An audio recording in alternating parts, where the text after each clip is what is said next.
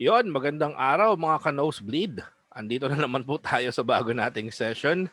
So our topic for the week is how to answer situational questions. Yan, maraming nababaliw sa mga situational questions.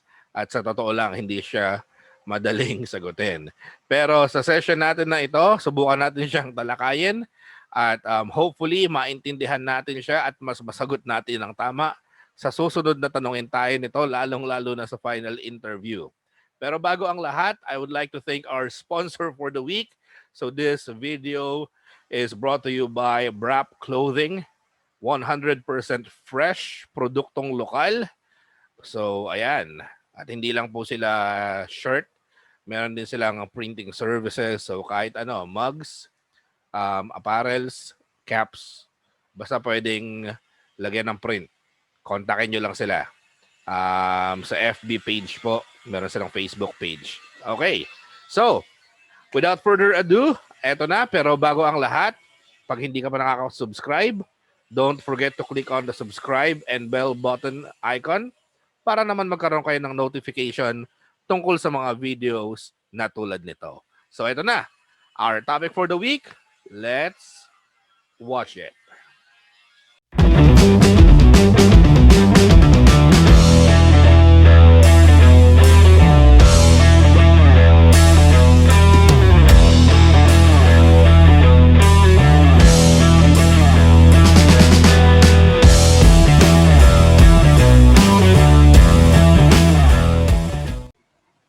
Okay, so let's start. Again, good afternoon. My name's Andrew. Um, Mukhang maraming bago ngayon ah. Almost every one of you guys are new. So today's topic is situational questions. I don't know if you're familiar with the term or kung meron na sa inyong nakarinig ng mga situational questions or kung nag-apply na kayo at na-interview na kayo. Situational questions are also behavioral questions. So parehas lang yan. And a lot of situational questions are really difficult to answer. And like what I said on my previous sessions yesterday, there are like thousands of situational questions out there kung kaya wala talagang common na sagot dyan. At yung reason kung bakit tayo tinatanong ng mga interviewers natin regarding situational questions is for them to gauge kung ano yung magiging plano ninyo in the future if in case nangyari sa inyo yung ganong situation. Also, yung mga interviewer, especially in BPO and call center, kaya nila tinatanong yung mga situational question is para mag-gauge nila kung yung communication skills ninyo. Okay? So, kaya importante yan. And usually, etong mga situational or behavioral questions na to, tinatanong to during final interview. And a lot of people are failing the final interview because they failed to answer this question properly. So, pag nasagot ninyo ito ng tama at ng maayos, most likely, matatanggap kayo. But if not, then they're gonna think twice and most likely they're gonna find four better candidates sa position na ina-apply ninyo. Okay? So dahil dyan, let's start. So I'm gonna ask each one of you random situational question. I want you to answer it to the best of your ability and then later on, we're going to discuss how we're going to answer it properly. Okay? So ready na ba kayo? So kagaya na sinasabi ko parate, I'm not a language expert, I'm not a grammar expert, pero one thing na kaya kong ituro sa inyo is yung confidence and yung delivery ninyo on how to answer questions. And yan yung talagang hinahanap during an interview. Kasi everything else, think about it, yung product knowledge ninyo, yung com skills ninyo, mapag-aaralan nyo yan along the way. Pero yung confidence, yan yung talagang nagpapatalo sa atin sa interview. Okay? So let's start. Okay, so Homer, I'm gonna ask you a question. What would you do if you were asked to perform a task you've never done before? All right. For me, if I'm going to do the task that I haven't did before, I think the first thing is at least to know what is the like what is the task itself. Okay. Sorry, but can I can I skip or do I need to Sige, try finish it it? out and then later on, Right. wala naman tong ano eh, wala naman Uh, tama or maling sagot eh. okay, sir. Try it out. So for me, yeah, first I need to know what is the like what is the task because in order for me to start doing that task, at least I think at least I need the idea on how to do it. Of course, if you know what I mean. Okay. Yeah, Okay. that's it. Just getting the like the role, the yeah, Okay, sige, the that's role of that fine. task. That's fine. So, Miss Monterola, can you hear us? Yes po. Okay. Pa-turn on naman ng camera if possible. Here's your question. What would you do if an angry and dissatisfied customer confronted you? How would you resolve their concern? First, I will ask the customer what's the problem. Okay. And then, after knowing the problem, I will I will try my best to give answer to her problem by giving solution, and I will make sure that the customer will feel that I empathize what happened to her. Okay. That's good. That's good. Okay. How about you, Crystal? What would you do if you made a mistake that no one else noticed? First thing I'm going to do, sir, is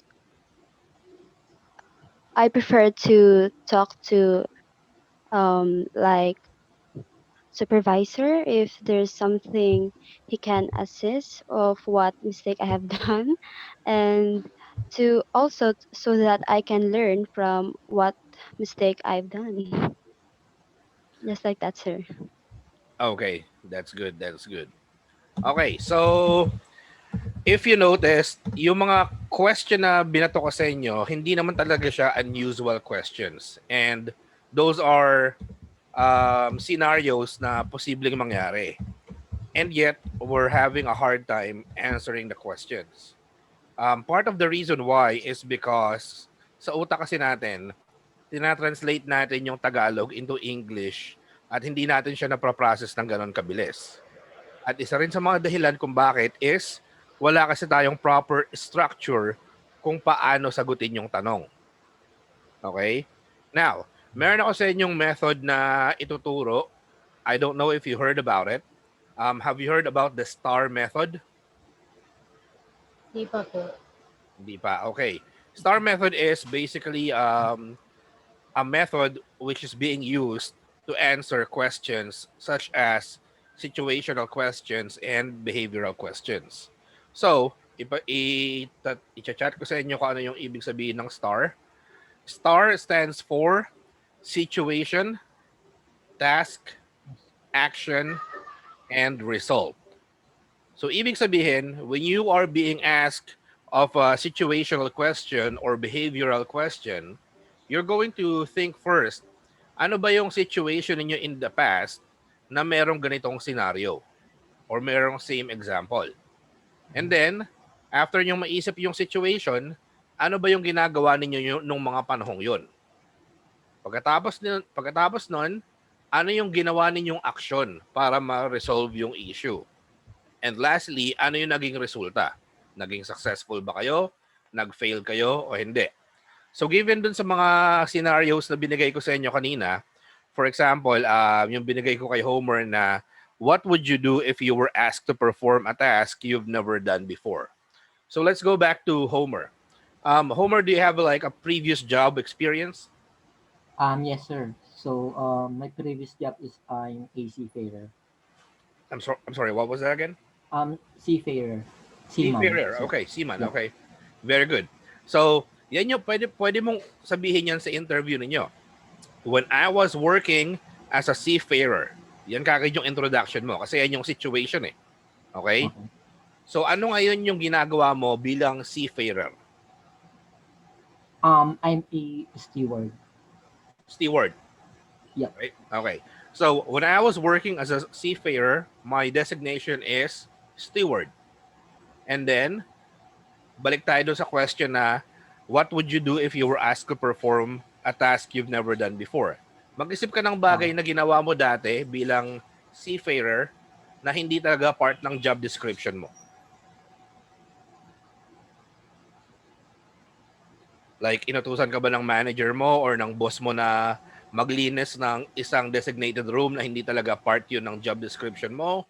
Or inutusan um, all something right. like that? So I think like when my chief cook go ashore in Canada. Mhm. So actually it is not my task to cook food for the crew because it is a job of our chief cook. So I think I can like There you give go. that as an example. And then after mong gawin yung trabahong hindi mo dapat trabaho, ano yung naging resulta? Natuwa ba sila? May na food poison ba? Sana wala, di ba? So, Yeah. ano yung nangyari? Um I think sir, I mean just like no choice, no choice. They need to eat my the dish that I had cooked because there's no dinner for that day. Okay. So, nag-enjoy naman sila at wala naman nag-complain. Yeah, Okay, very good. kinda. So, Yeah. there you go. So, because of that, yan na yung pwede mong gawing sagot dun sa tanong na binigay ko sa'yo kanina. So, simulan natin Okay. dun sa situation. When I was working as a seafarer, my designation is a stewardess. And Mhm. then one time, my boss or my manager asked me to cook food for everyone because the cook is not available at that time. Okay. Good enough. After I cooked the food, they ate everything. Everyone is happy, and at least now I know that I can step up to the challenge of cooking whenever someone asks me to. Right? Okay. Kasi minsan, ang kaya rin tinatanong yung ganyang question is for them to gauge kung if you can go the extra mile. Kasi syempre sa Mhm. trabaho, hindi lang naman yung trabaho mo talaga yung dapat mong gawin eh.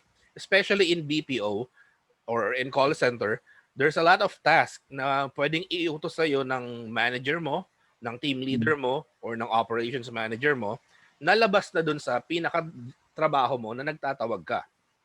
Mhm. Okay? Like when I was an agent, pag medyo maganda yung performance ko, inuutosan ako dati ng manager ko na turuan yung mga ka-teammate ko. Kasi Mhm. magaling ako mag-sales eh, magaling ako magbenta. So yun yung forte ko. So yung mga managers ko at that time, pinu-pull out nila ako, tinutulungan ko yung Mhm. mga teammates ko kung paano magbenta ng tama, and true enough, gumaganda naman yung performance nila. And because of that, Mhm. na-recognize ako bilang good salesperson, good coach, and then hanggang sa Mhm. na-promote ako bilang team leader, bilang Mhm. operations manager, and now here I am. 'Di ba? So sometimes you need to go the extra mile in order for you to become recognized by your bosses or your co-employees. Okay, sir. So kung na-realize ninyo, mas madali ngayong i-deliver yung sagot. Kasi Yes, meron sir. tayong sinusunod na pattern. Nagsimula ka sa situation, yung task, yung ginawa mong action, at yung resulta dahil sa ginawa mo. Okay? Okay, sir.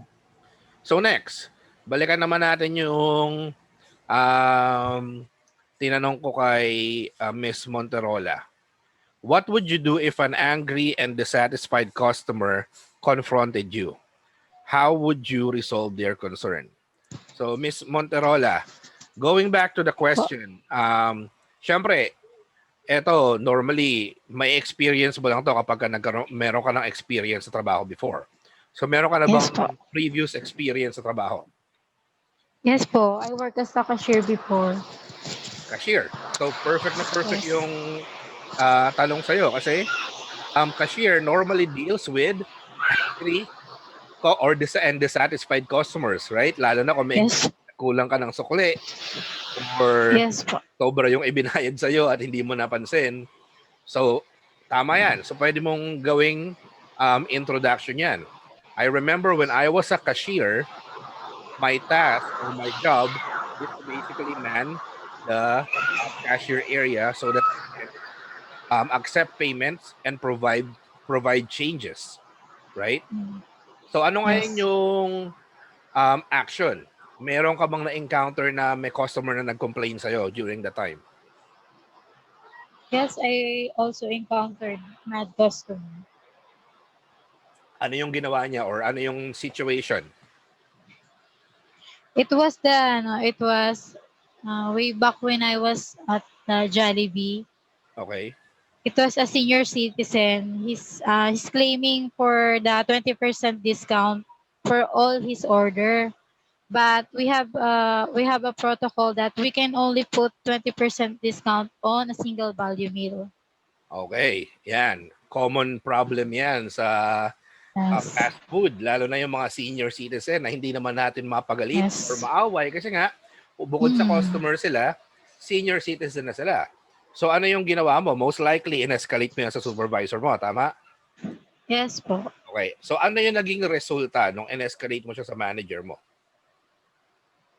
Mm, the manager informed that senior citizen about that protocol. So ano po, the customer that senior citizen was knowledge about that 20% discount. Okay, very good. So naintindihan naman niya.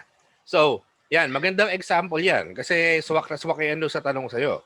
So, pwede mo ngayon sabihin sa interviewer na, I remember when I was a cashier in Jollibee, my task is to man the register. And then one time, there was the senior citizen who's trying to claim a 20% discount for everything that she ordered.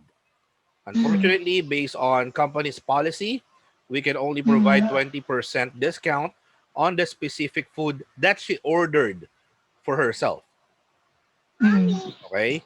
So, I tried to explain that to the customer to the best of my ability, but she started to become frustrated. Of course, I Mm. understand I cannot argue to the customer because she's a customer and she's an elderly person. So what I did Mhm. is I did the right thing to do. I talked to my manager and I let my manager talk to her. And then after that, my manager settled everything. And then I asked my manager for a tip on what can I do in the future to resolve this problem. Yan. Mhm. Yan yung mga pwede mong sabihin ngayon sa interviewer mo. Okay? So, unahin mo muna ikwento kung ano yung trabaho mo at that time. Ano yung ginagawa mo dun sa trabaho mo. Ano yung specific na nangyari. At ano yung resulta dun sa ginawa mong action. Mhm. Siyempre, sa lahat ng bagay or sa lahat ng trabaho, hindi natin kayang gawin lahat. So if there are things that you can't do, the next best thing is ask your manager to handle the situation. Right? Yes. Okay. So next, uh, yung tanong ko kay Crystal kanina, what would you do if you made a mistake that no one else noticed? Ito naman, this is a question of integrity. Right? Kumbaga kung tatagalugin mo yung tanong, meron ka na bang ginawang mali dati na walang nakakita at ano yung ginawa mo? Okay, so Crystal, let's ask you again. Meron ka na bang previous job experience? I do have, sir. Okay, ano yung previous job experience mo? As a SPES beneficiary, I work as a clerk assistant in our LGU. Local government unit. Tama? Yes. Okay. And most of the time, I'm a encoder. Encoder. Yan. Alam naman natin sa government offices, medyo marami tayong hindi inaasahang mga pagkakamaling nagagawa. Okay? So, tell us more. Meron ka na bang isang situation na may nagawa kang mali sa trabaho? tapos walang nakakita, wala doon yung manager mo, wala doon yung coworker mo. Like for example, may natapon kang ink sa isang importanting document. Yan. Pero wala nakakita. Mga tipong ganyan. Meron ka ba na experience na ganyan? Actually, sir, none. But I have experienced that in when I was in high school a lot of times. Okay. Like, for But give us an mm, example.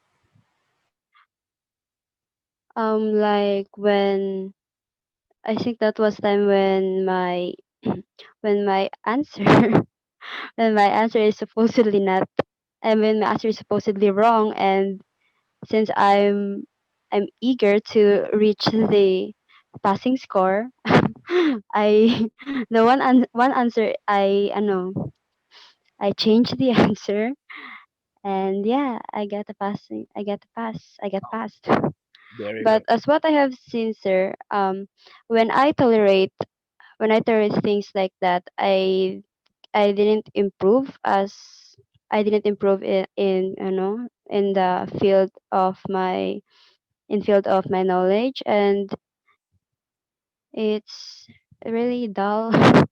It's better to confront and tell someone, like, express yourself, because at that way you can feel better, and as um in the future you can use that also.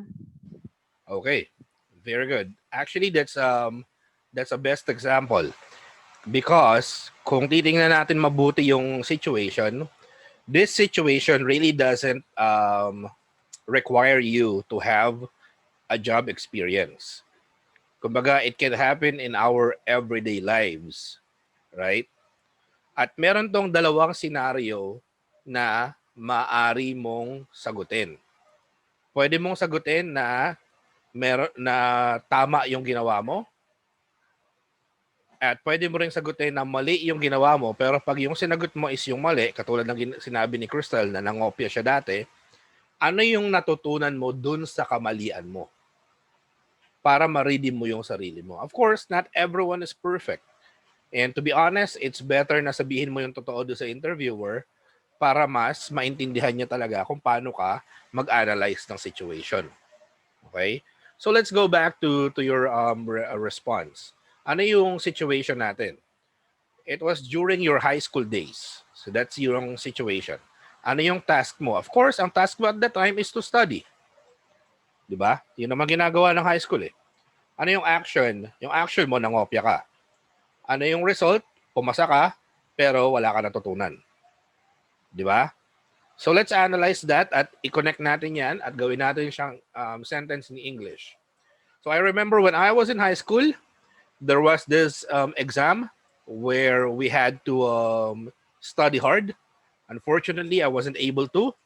So what I did is that in order for me to pass the exam, I cheated my way out. I changed one of the answer. Eventually, I passed. But to be honest, I did not really learn anything. And that is something that I know now for sure. So you can always cheat your way out. But after that, you're not going to learn anything. So cheating is not good. Diba? So if you say that to the interviewer, at least may intindihan na, okay, this person analyzed the situation well and she understand na hindi tama yung ginawa niya. So that's something na pwede mong sabihin sa interviewer ninyo. Okay? So do we have any questions, guys? So let's try one more round and see kung magagamit natin yung star method natin. Okay? So let's see. Homer, let's try out once again. So I'm gonna ask you the same question I asked Crystal May. So what would you do if you made a mistake that no one else noticed? So before I have a situation when um my captain ordered me to get something. Mm-hmm. And then unfortunately, I gave the thing, a different thing to him. Okay. And since I gave a different thing, like that's actually a condiments. Okay. I gave a different condiment. So the result is my captain got angry to me, and I didn't like give, or I didn't inform my chief cook that my captain got angry to me um because of what happened. And then lesson learned, I think everything that, like, if there's anything happen, like the conflict about the captain, I think your supervisor needs to at least to know what happened, so that um, he can take action on how to at least to settle everything. Okay. So, if you noticed, yung sequence mo ng sentences medyo okay, you just tend to forget to mention one thing, which is yung situation. Kumbaga, nandun ka agad sa task eh. Hindi mo binanggit na when I was working as a seafarer and then Mhm. this happened to me. So, yun lang. Yung introduction lang natin yung aayusin natin. Okay? Okay, sir. Okay. So, there you go. So that's wraps up our topic for situational or behavioral questions. Now, I want you guys to practice this situational questions. You can just Google um, the question, type in Google situational or behavioral questions, and then try to answer it on your own. O kaya manghingi kayo ng tulong sa mga kasama ninyo sa bahay para ma-practice ninyo yung confidence ninyo. Also, if you're planning to apply for a job interview next week, marami na tayong videos sa YouTube on how to answer specific questions like tell me about yourself, why did you apply for this position, and what have you. Just kindly watch those things on YouTube para mas mahasa yung the way na mag-answer kayo ng interview questions. Okay? Noted, sir. Okay, so again, thank you so much for joining the training for today. And I hope that I'll see you next week. Next week, panibagong topic naman tayo. Okay? So I hope you learn something new. And thank you so much for attending. Any more questions, guys? Um, for me, none. None. Okay, so thank you so much, and you have a wonderful week. Okay? Appreciate it, sir. Thanks. Okay, bye.